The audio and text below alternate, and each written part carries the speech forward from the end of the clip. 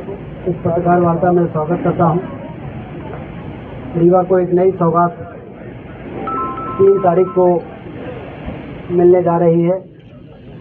लंबे समय से रीवा में एक कमी हम लोग महसूस करते थे कि एक अच्छा पार्क सुसज्जित और व्यवस्थित, जहां पर हजारों की संख्या में लोग जा सकें, इसकी कमी है। और शहर के हृदय स्थल पे कोई इस प्रकार का स्थान विकसित होना चाहिए। आज वो समय आया है जब 3 अक्टूबर को सिविल लाइन, जहाँ पर 50 से ज़्यादा जर्जर भवन 70 साल से ज़्यादा पुराने थे, जहाँ पर रहने वाले भी कुछ नहीं थे, और सीलन और जर्जर भवनों के कारण उनके लिए नया आवास निर्मित करके और उस जगह को खाली करा के लगभग 10 एकड़ में एक पार्क का निर्माण हुआ है, जिसका नाम भारत रत्न पूर्व प्रधानमंत्री अटल बिहारी वाजपेयी जी के नाम से करके अटल पार्क का उद्घाटन 3 अक्टूबर को हम लोग करने जा रहे हैं। और यह कार्यक्रम भव्य हो और ज़्यादा से ज़्यादा लोग इसमें आए, इसके लिए जो बहुत बड़े संगीतज्ञ हैं, गायक हैं, आदरणीय कैलाश खेर जी, वो रीवा पधार रहे हैं। और उनके क्योंकि लंबे समय से बिंद महोत्सव के बाद फिर कोविड आ गया और भी कई परिस्थितियां निर्मित हुई, जिससे बिंद महोत्सव के लेवल का कोई कार्यक्रम रीवा में अभी हुआ नहीं।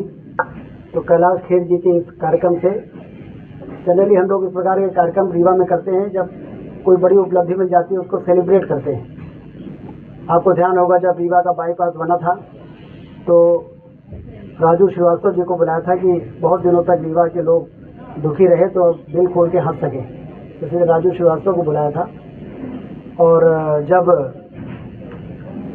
मुकुंदपुर में टाइगर सफारी का उद्घाटन किया था तो सवेरे मुख्यमंत्री ने टाइगर सफारी का उद्घाटन किया, रात में इंजीनियरिंग कॉलेज के मैदान में सोनू निगम का संगीत का बहुत बड़ा कार्यक्रम हुआ था बिंद महोत्सव के अंतर्गत। ऐसे ही जब राज कपूर ऑडिटोरियम का उद्घाटन किया था तो एनसीसी ग्राउंड में सब ये संगीत के कार्यक्रम हुए थे। तो हमेशा से ये रहा है कि जब रीवा को लंबे समय के इंतजार के बाद कोई ऐसी सौगात मिले जो रीवा के लोगों के आत्मा को, दिल को खुशी दे सके, तो सिर्फ उस कार्यक्रम का उद्घाटन बनना हो, उसके बाद उसका सेलिब्रेशन भी होना चाहिए। तो सिरमौर चौराहे में फ्लाईओवर का तीसरा लेग जो बन के तैयार हुआ, उससे लोगों में बड़ी प्रसन्नता है।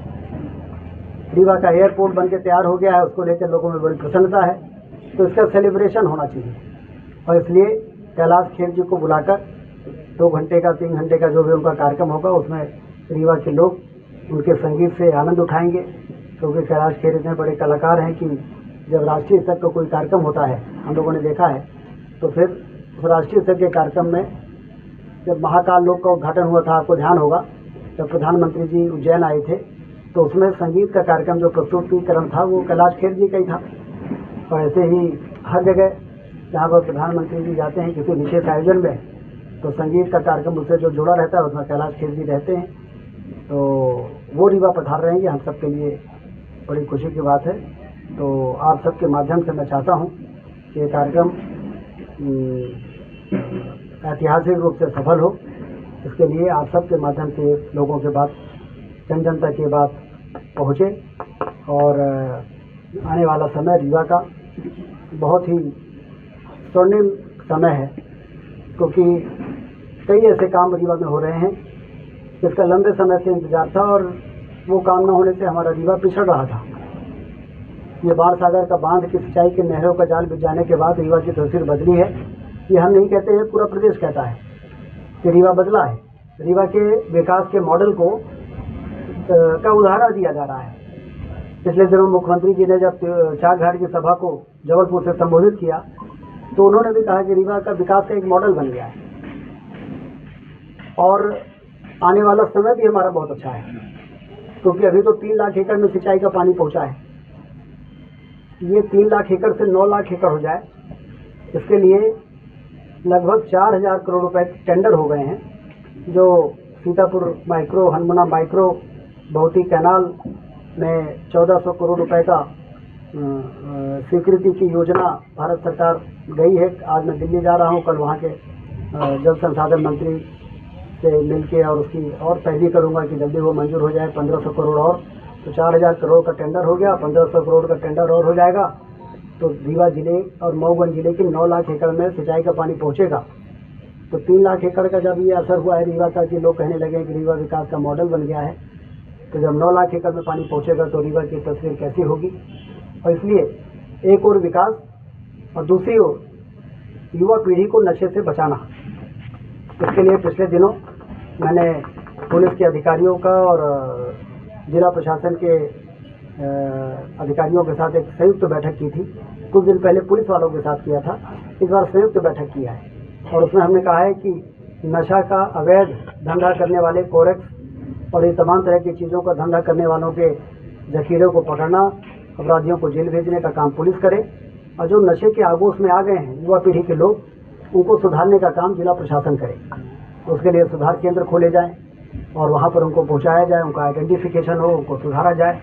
और हमारे पास ऐसे उदाहरण हैं कि 3-4 महीने यदि सुधार केंद्रों में ईमानदारी के साथ उनको सुधारने का काम किया जाए तो बच्चों को नशा छूट जाता है और फिर वो बहुत अच्छा जीवन जीने के लिए तैयार हो जाते हैं।